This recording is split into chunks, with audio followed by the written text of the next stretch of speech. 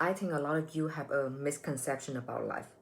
The other day, someone told me, "Oh my God, you are always so positive and happy. I didn't know you have fear and doubt." And I just sat there like, "What? Do you think I was born like this? Do you think I feel positive all the time?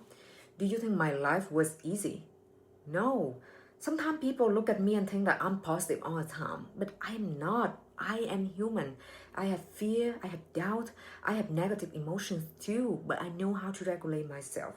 And my life wasn't easy, and it's not easy. My family was so poor that my parents had to leave Vietnam to go work in Russia.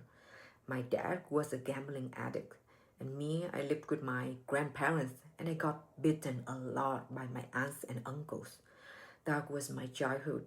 Later, when my mom became successful financially, she struggled with love addiction and depression to the point she took her own life. So don't tell me about being positive like it's something you just decide one day and you can have it all the time. Do you know how deep I was in my own love addiction? Withdrawing, obsessing, chasing someone who couldn't love me. I couldn't even get out of bed. I was sick mentally and physically. I cried myself to sleep so many nights.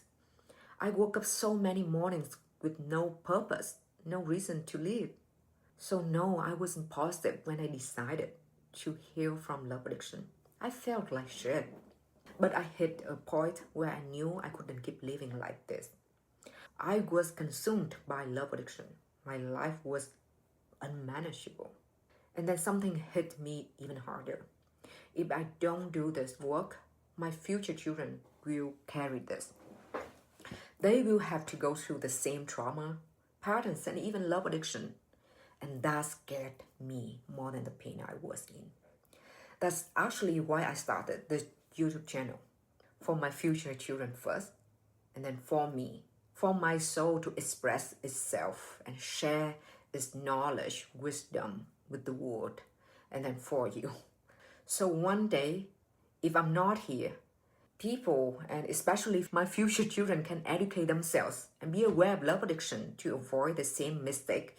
But when you look at people online, you only see the outcome, the relationship, confidence, successful business, happy marriage. You see final result, but you don't see what it took to get there. You see a painting sold for thousands of dollars, but you don't see the artist struggling behind it. The frustration, failed attempts, months and years they make no income from painting, and thousands of moments they wanted to quit. I was talking to my friend yesterday actually about her Buddha painting. The painting looks so amazing. She paints as a hobby, by the way, but she really invests time and effort in it. She told me she was very frustrated. At first, it wasn't turning out the way she imagined it. She kept repainting it again and again until she was happy with it. A lot of fixing there. So, you see, I only saw the final piece, but I didn't see the breakdown behind it. I didn't see her frustration behind it. I didn't see her effort behind it. The real work, the sweat behind it. Okay, so what does it have to do with love addiction? Love addicts know that life is a mess. They say they need healing and recovery. They say they hate how they think. They complain about their ex, their friends, their life, and their trauma. They compare themselves to other people and say life is unfair. Not all of you say this, but it's very common for people to fall into this trap. They think other people are lucky to have healthy relationships, but not them. But they are not willing to actually do the work to get there. They want a shortcut. They don't even want to sit alone with themselves. Because the moment it gets quiet, everything they have been avoiding comes up to the surface level. So they distract themselves. They jump from one addiction to another addiction, including me. Okay, now looking back, at first it was food addiction and then love addiction. I learned my hard lesson. I have to. So let me tell you something. Positive affirmations won't save you if your mind is full of darkness and everything you have been avoiding is still sitting underneath it. You can say all the right words. I am enough. I am loved. But you haven't faced what's actually going on inside you, nothing changes. You are just trying to deny and suppress it. You need to do the real work. And the point is, you have to want it, actually want it. Make a decision and commit to it day in and day out. Seek professional help. Sit with your darkness, your trauma, your abandonment wounds, your unworthiness, your addiction, your withdrawal, the parts of you that you have been running. Because if you only love yourself when you feel good, when you achieve something, when you have someone, that's not self-love, that's conditional. You love yourself with conditions, just like what your parents did to you. Real self-love is being able to accept yourself when you failed, when you lose people, when you lose money, when you feel like nothing, when you achieve nothing, and still choosing to show up for your life, for yourself, when it's quiet, when no one is there to clap for you, to validate you. Codependency and love addiction don't just show up in romantic relationships. They can also show up in friendships or any kinds of relationships. How many times have you gone to your friend asking them to fix you, give you advice, motivate you, tell you what to do? You depend on them to fix your problems for you. But what about you? They help you and give you advice. You feel better for a few days or weeks, and then you go right back to the same cycle because you didn't actually change anything. Okay, I'm gonna go deep on this, okay?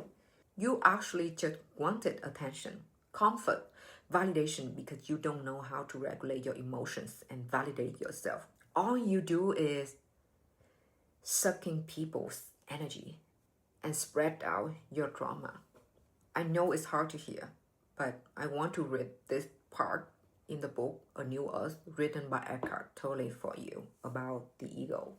A very common role is the one of the victim, and the form of attention it seeks is sympathy or pity or others' interest in my problems, me and my story.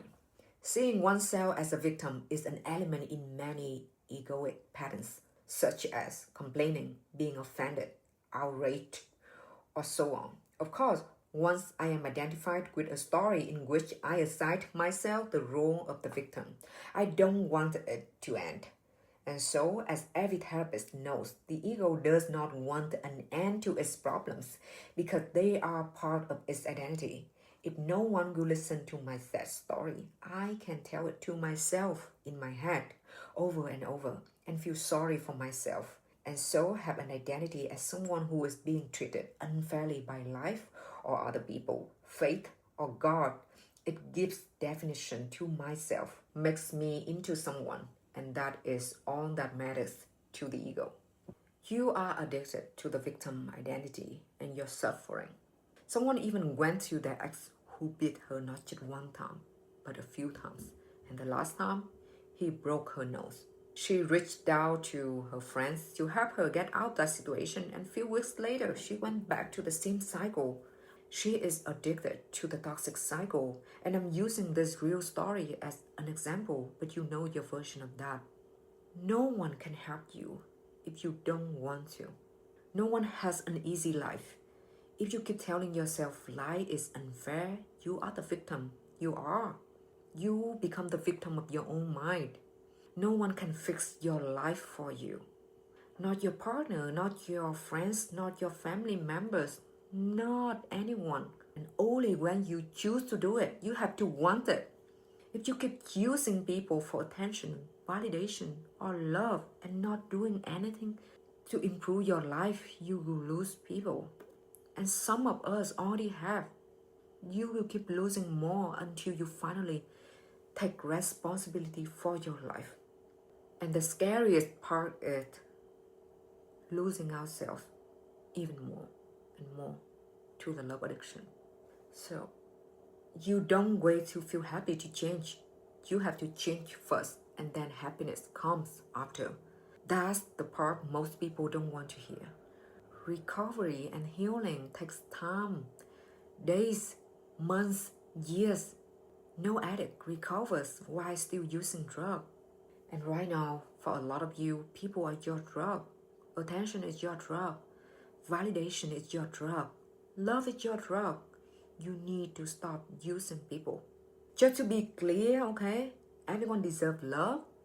Love is your birthright, but you have to heal your nervous system and recover and heal from love addiction. So the love you choose is healthy. So now ask yourself, how much longer are you going to run away from yourself? Because you can't avoid facing yourself and your pain forever. How much longer? Every time you run, it waits for you. Most people just want to feel good all the time. So when grief comes, they run. When anxiety comes, they run. When withdrawal comes, they run. But sitting with yourself is exactly the process. You need to sit with all of that to purify, to detox your addiction out of your nervous system. There is no shortcut, you guys. You can't have light without darkness. If you reject your pain, you reject half of yourself. And if you reject half of yourself, you will never feel whole until you learn how to sit with yourself, accept yourself, love yourself, accept both light and darkness within you, and love yourself without conditions.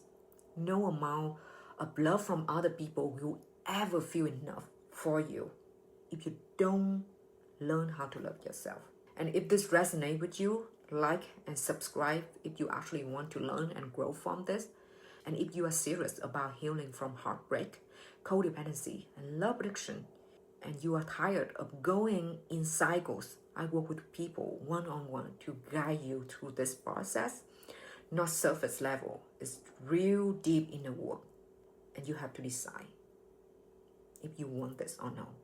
The link is below if you are ready for that. Thank you for being here, and I will see you next time.